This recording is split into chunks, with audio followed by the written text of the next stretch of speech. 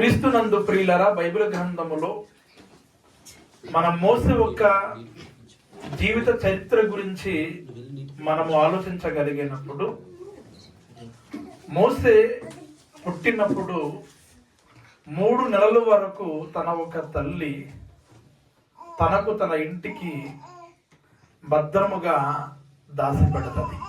3 నెలల తర్వాత మోసే ఒక తల్లి మోసేని విడిచిపెడుతుంది, లేదా మోసే బయట పారవేయబడతాడు. బయట పారవేయబడినటువంటి మోసేని పరోక కుమార్తె తన కుమారుడుగా పెంచుకుంటది. ఆ మాట ఎక్కడ ఉంటదంటే ప్రియులరా, మనందరికీ తెలుసు. ఆ మాట ఎక్కడ ఉంటదంటే ప్రియులరా, నిర్గమకాండము 2వ అధ్యాయము 9వ వచనాన్ని దయచేసి ఎవరైనా గట్టిగా చదవండి ప్రియులారా.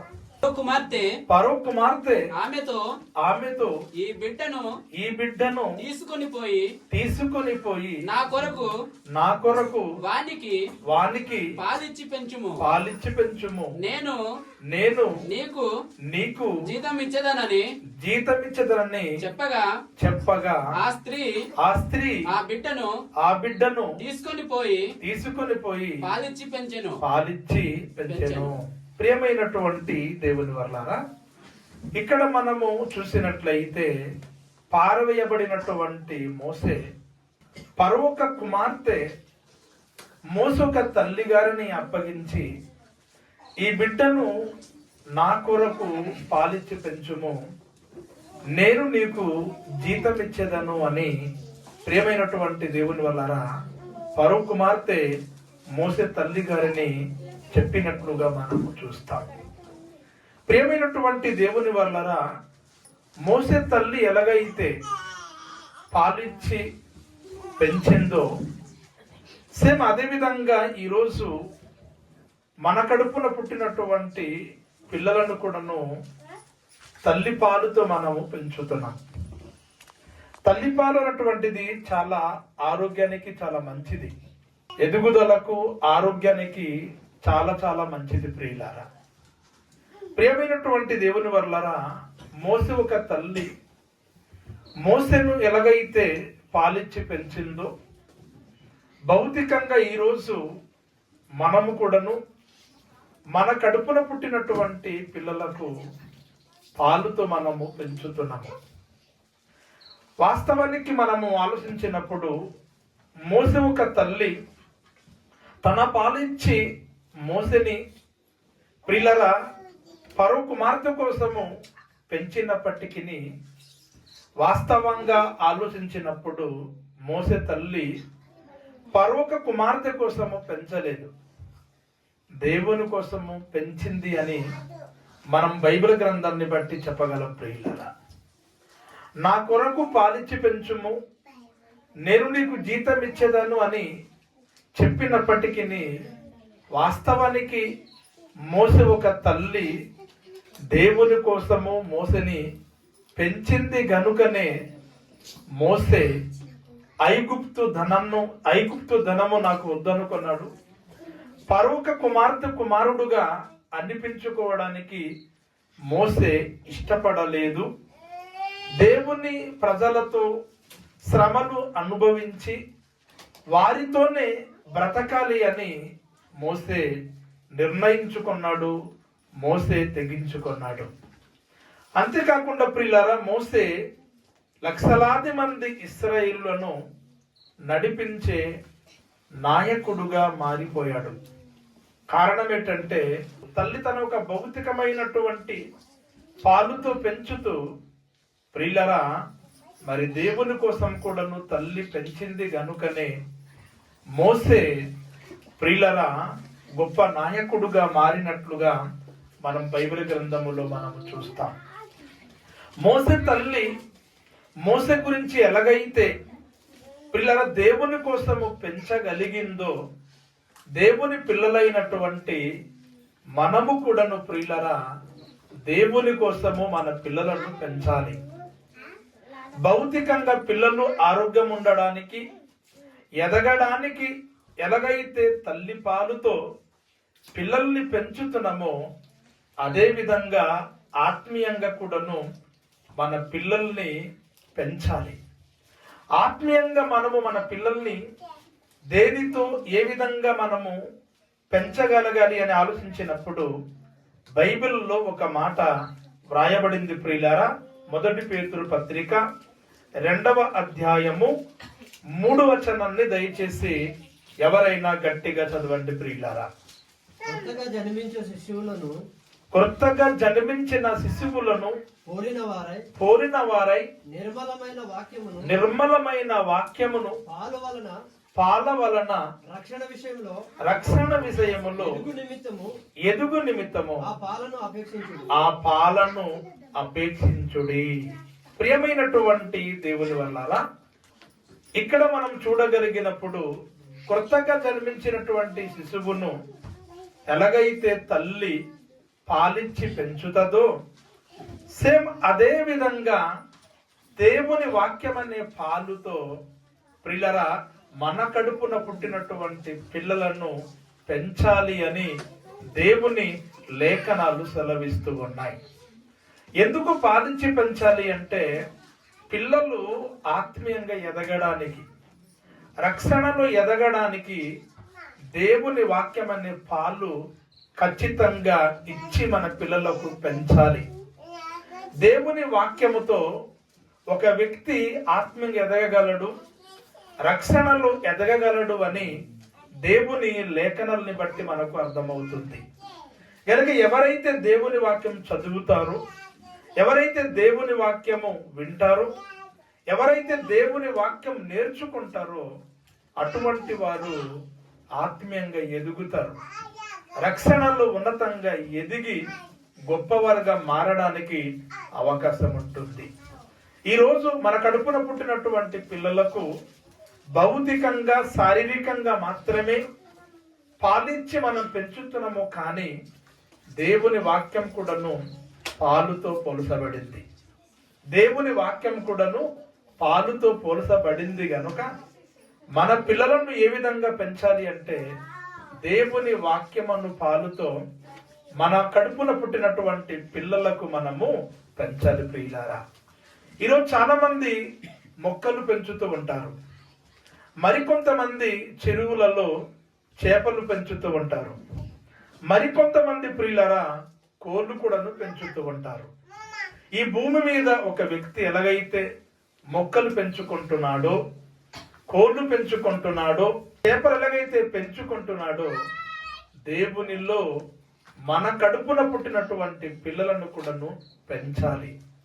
ఏ విధంగా పెంచాలి, దేనితో పెంచాలి అని ఆలోచించినప్పుడు పరిశుద్ధమైనటువంటి దేవుని వాక్యం అనే పాలుతో మన కడుపున పుట్టినటువంటి పిల్లలకు మనము పెంచవలసినటువంటి అవసరత ఉంది. అప్పుడే చెప్పినట్లుగా భౌతికమైనటువంటి పాలుతో మన పిల్లలకు పెంచుతున్నమే కానీ దేవుని వాక్యం అనే పాలుతో ఎంతమంది పెంచుతున్నారు, ఎంతమంది పెంచుతున్నాం అన్నటువంటిది మనకు మనమే ఆలోచించవలసినటువంటి అవసరత ఉంది. ఇకపోతే పిల్లల పౌలు గారు సంఘానికి దేనితో పెంచడు అని ఆలోచించగలిగినప్పుడు 1 కొరింథీయులకు రాసిన పత్రిక 3వ అధ్యాయము 2వ వచనాన్ని దయచేసి ఎవరైనా చదవండి ప్రియులారా. అప్పటిలో మీకు బలము చాలకపోయినందున పాలతోనే మిమ్మును పెంచితిని గాని అన్నముతో మిమ్ములను పెంచలేదు. ప్రియమైనటువంటి దేవుని వల్లరా పౌలు గారు ప్రారంభములో సంఘానికి దేనితో పెంచడు అంటే ప్రియులరా దేవుని వాక్యం అనే పాలుతో పెంచాడు. దేవుని వాక్యం అనే పాలుతో పెంచాడు. ఏమైనటువంటి దేవుని వల్లరా సంఘానికి దైవ సేవకుడు చేత బైబిల్ వాక్యం పట్టుకొని వాక్యం అనేటువంటి పాలుతో మిమ్ములను పెంచుతూ ఉన్నాడు, మిమ్ములను పెంచుతూ ఉన్నాడు. గనుక మనము దేవుని వాక్యం అనే పాలుతో పెంచబడినప్పుడు మనము ఆత్మీయంగా దేవునిలో చాలా ఉన్నతంగా ఎదగడానికి అవకాశం అనేటువంటిది ఉంటుంది. గనుక ఎలాగైతే ఒక బిడ్డ తల్లి రొమ్ములో నుండి ఎలాగైతే పాలు తాగుతూ ఉన్నాడో, మీ ఆరోగ్యం కోసము ఎలాగైతే మీరు ప్రతిరోజు కూడాను ప్రియులారా మరి పాలు మీరు ఎలాగైతే మిల్క్ డైరీ అనేటువంటి పాలు మీరు ఎలాగైతే త్రాగుతూ ఉన్నారో, సేమ్ అదే విధంగా దేవుని వాక్యం అనేటువంటి పాలు మీరు త్రాగాలి. దేవుని వాక్యం అనే పాలుతో మనము పెంచబడాలి అని దేవుని ఒక లేఖనాలు సెలవిస్తూ ఉన్నాయి. ఇకపోతే ప్రియులరా, ఎఫెసీ పత్రిక 6వ అధ్యాయము 4వ వచనాన్ని కూడాను దయచేసి చదవండి ప్రియులరా. తండ్రులారా మీ పిల్లలకు కోపము రేపక ప్రభు యొక్క శిక్షలోను బోధలోను వారిని పెంచుడి. ప్రియమైనటువంటి దేవుని వల్లారా, ఇక్కడ మనము చూడగలిగినప్పుడు పౌలు గారు ఇక్కడ ఏమని రాస్తున్నాడంటే, ప్రియులారా తండ్రులారా మీ పిల్లలను కోపము రేపకండి. తిట్టి మనము కోపము రేపకూడదు, కొట్టి మనము పిల్లలకు కోపము రేపకూడదు, పిల్లలకు బలవంతం చేసి మనము కోపము రేపకూడదు. కానీ ప్రభు శిక్షలోను ప్రభు బోధలోను మన పిల్లలకు పెంచాలి అన్నటువంటిది ఇక్కడ మనకు కనబడుతుంది. దేవుని వాక్యం అనే పాలుతో పెంచాలి అట. రెండవదిగా దేవుని వాక్యం అనే బోధలో మన కడుపున పుట్టినటువంటి పిల్లలకు మనము పెంచాలి. ఎంతగా పెంచాలి, ఎంత ఉన్నతంగా మనము పెంచాలి అని మనము ఆలోచించగలిగినప్పుడు యెషయా గ్రంథము 1వ అధ్యాయము 2వ వచనం చదవండి ప్రియులారా. 2వ వచనం చదవండి. యెహోవా మాట్లాడుచున్నాడు, ఆకాశమా ఆలకించుము, భూమి చెవియొగ్గుము. నేను పిల్లలను పెంచి గొప్ప వారినిగా చేసి తిని వారు నా మీద తిరగబడి ఉన్నారు. చాలండి. ప్రియమైనటువంటి దేవుని వల్లరా, పరలోకమందున్న కన్నతండ్రి అయినటువంటి దేవుని ప్రేమ ఇక్కడ కనబడుతుంది. ఈరోజు మన కడుపున పుట్టినటువంటి మన పిల్లలకు గాలిలో విడిసిపెడుతున్నాం. చదువులు చదివించకుండా, సరైనటువంటి విద్య అభ్యసింపనివ్వకుండా మన పిల్లలకు మనము గాలిలో విడిసిపెడుతున్నాం. చాలా మంది ప్రియులారా పెళ్లి చేసుకుంటారు, పెళ్లి చేసుకున్న తర్వాత పిల్లలకు అంటారు, పిల్లలు కన్న తర్వాత వారి కడుపున పుట్టినటువంటి పిల్లలకు పట్టించుకోవడము మానేస్తారు. పిల్లలు తింటున్నారా, తినటం లేదా? పిల్లలు బట్టలు వేసుకుంటున్నారా, బట్టలు వేసుకోవటం లేదా? పిల్లలు చక్కగా బుద్ధిగా చదువుతున్నారా, చదవటం లేదా? సమాజంలో సొసైటీలో మంచి సంస్కారవంతులుగా పిల్లలు బ్రతుకుతున్నారా, బ్రతకటం లేదా? పిల్లల్ని ఏ విధంగా అభివృద్ధి పరచాలి, పిల్లల్ని ఎటువంటి భవిష్యత్తు పునాది వెయ్యాలి అన్నటువంటిది ఈరోజు చాలా మంది తల్లిదండ్రులు పిల్లల విషయంలో నిర్లక్ష్యం చేస్తూ ఉన్నారు. పిల్లల గురించి కనీసము పట్టించుకోవడమే మానేస్తూ ఉన్నారు. కానీ బాధ్యత కలిగినటువంటి తండ్రి, ప్రేమ కలిగినటువంటి తండ్రి, భారం కలిగినటువంటి తండ్రి వారి పిల్లలను పెంచి గొప్పవారిగా చేస్తాడు. పరలోకమందున కన్నతండ్రి అయినటువంటి దేవుని గురించి గాని, అతని ప్రేమ గురించి గాని మనం ఆలోచించినప్పుడు దేవుడు పెంచి గొప్పవారిగా చేసినట్లుగా మనం చూస్తూ ఉన్నాం. కానీ ఎవరైతే దేవుని చేత పెంచబడి గొప్పవారిగా మారిపోయారో అటువంటి వారు దేవునికి తిరుగుబాటు చేస్తున్నట్లుగా దేవుని పరిశుద్ధ లేఖనాలు సెలవిస్తూ ఉన్నాయి. ప్రియమైనటువంటి దేవుని వల్లారా, ఒకనప్పుడు మన ఒక స్థితిగతుల గురించి ఆలోచిద్దాం. ఒకనప్పుడు మన జీవితాలు ఏ విధంగా ఉన్నాయంటే, తినడానికి తిండి లేదు, వేసుకోవడానికి బట్టలు లేవు, ఉండడానికి సరైనటువంటి ఇండ్లు లేవు, ఉండడానికి సరైనటువంటి సదుపాయాలు లేవు. కానీ ఈరోజు ఈ స్థాయికి మనం ఎదగమంటే, ఈ పొజిషన్లో మనము రాగలిగమంటే కేవలం దేవుని యొక్క దయ, దేవుని కృప వలన, దేవుని ప్రేమ వలన ఈ స్థాయికి మనము ఎదగడం జరిగింది. ఈ స్థాయికి ఎదిగినటువంటి మనము జీవితకాలం అంతా కూడాను దేవునికి మనం కృతజ్ఞత కలిగి బ్రతకాలి. దేవాది దేవునికి మనము రుణపడి బ్రతకలసినటువంటి అవసరత ఉంది. కృతజ్ఞత కలిగి బ్రతకలసినటువంటి మనుషులు, కృతజ్ఞత కలిగి జీవించవలసినటువంటి మనుషులు ప్రియులరా దేవుని మీద తిరుగుబాటు చేస్తూ ఉన్నారు. ఏ విధంగా? దేవుని మాటలు వినకపోవడం, దేవుని సన్నిధికి రాకపోవడం, దేవునికి వ్యతిరేకంగా ప్రవర్తించడమే దేవునికి తిరుగుబాటు చేయడం. గనుక ప్రియమైనటువంటి దేవుని వల్లారా, దేవుడు మనకు పెంచి గొప్పవారిగా చేసినట్లుగా సేమ్ అదే విధంగా నీ కడుపున పుట్టినటువంటి పిల్లలను కూడాను నీవు గాలిలో విడిచిపెట్టకుండా, రోడ్లో విడిచిపెట్టకుండా, నీ పిల్లలు బజారు పాలవ్వకుండా సమాజంలో మంచి కీర్తి, మంచి పలుకుబడి, మంచి గౌరవం సంపాదించుకొని దేవుళ్ళో ఉన్నతంగా ఎదుగు నిమిత్తము నీ కడుపున పుట్టినటువంటి పిల్లలను దేవుని వాక్యమనే పాలుతో పెంచి ఉన్నతంగా మీ పిల్లల్ని దేవునిలోకి, సమాజంలోకి నడిపించాల్సిన అవసరత ప్రతి తల్లిదండ్రులకు ఉందండి. బైబిల్ చూడగలిగినప్పుడు మరొక మాట మీకు చూపిస్తాను. దేవుని చేత పెంచబడి దేవుని తోడుతో, దేవుడు ఒక అండతో ఒక వ్యక్తి ఎంత ఉన్నతంగా ఎదిగిపోయాడో బైబిల్ గ్రంథములో ఒక మాటని, ఆ మాట ఎక్కడ ఉంటదంటే ప్రియులారా, ఆదికాండము 26 అధ్యాయము 12 వచనాన్ని దయచేసి ఎవరైనా గట్టిగా చదవండి ప్రియులారా. ఇస్సాకు ఆ దేశమందున్నవాడై విత్తనము వేసి ఆ సంవత్సరము నూరంతలుగా ఫలము పొందెను. యెహోవా అతనిని ఆశీర్వదించగా ఆ మనుష్యుడు గొప్పవాడాయెను. ప్రియమైనటువంటి దేవుని వల్లరా, ఇక్కడ మనం చూసినప్పుడు ఇస్సాకు కనబడుతున్నాడు.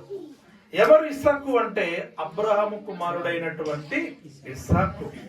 అబ్రహాముకు ఏకైక పుత్రుడు, ఏకైక కుమారుడు, వాగ్దాన పుత్రుడైనటువంటి ఇస్సాకును దేవుడు ఉన్నతంగా ఆశీర్వదించాడు. ఎప్పుడైతే దేవుడు ఇస్సాకును ఉన్నతంగా ఆశీర్వదించాడో ప్రియులరా, ఆ ఫిలిష్తీయుల ఎదుట ఇస్సాకు చాలా గొప్పవాడాయను అన్నటువంటి మాట ఇక్కడ కనబడుతుంది. దేవుని చేత ఎవరైతే పెంచబడతారో, దేవుని చేత ఎవరైతే ఆశీర్వదించబడతారో ఆ మనుష్యులు ఉన్నతంగా గొప్పవారుగా మారడానికి అవకాశం ఉంటది ప్రియులరా. ఇస్సాకు గాని, అబ్రహాము గాని, యాకోబు గాని వీళ్ళందరూ కూడాను భూమి మీద చాలా గొప్పవారుగా కనబడతారు, చాలా ఉన్నతమైనటువంటి వ్యక్తులుగా కనబడతారు. కానీ ఎప్పుడైనా, ఎక్కడైనా, ఏ సందర్భంలోనైనా దేవునికి తిరుగుబాటు చేశారా? తిరుగుబాటు చేయలేదండి. వారు దేవుని ఎడల భయము భక్తి కలిగి బ్రతికెరు, దేవుని ఎడల కృతజ్ఞత కలిగి బ్రతికెరు, దేవుని ఎడల రుణపడి బ్రతికినట్లుగా మనం చూస్తాము. గాని అబ్రహాము గురించి గాని, ఇస్సాకు గురించి గాని, యాకోబు గురించి గాని, బైబిల్లో భక్తుల గురించి గాని ఆలోచించినప్పుడు దేవుని చేత ఆశీర్వదించబడి గొప్పవారుగా మారి దేవునికి తిరుగుబాటు చేసినటువంటి వారుగా బైబిల్ గ్రంథమందు ఎక్కడ కూడాను కనబడరు. కానీ కొంతమంది వారి విషయంలో పరలోకమందున దేవుడు మాట్లాడుతున్నటువంటి మాట ఏంటంటే, ఆకాశమ ఆలకించుము, భూమి చెవియొగ్గుము, నేను నా పిల్లలను పెంచి గొప్పవారిగా చేసి తిని తల్లి పాలు తాగి తల్లి రొమ్మును గుద్దినట్లుగా. పిల్లరా, మనము దేవుని ఎడల మనము కృతజ్ఞత కలిగి బ్రతకాలి, కానీ మనం దేవునికి తిరుగుబాటు చేయకూడదు అని ఈ యొక్క లేఖనాల్ని బట్టి మనకు అర్థమవుతుంది.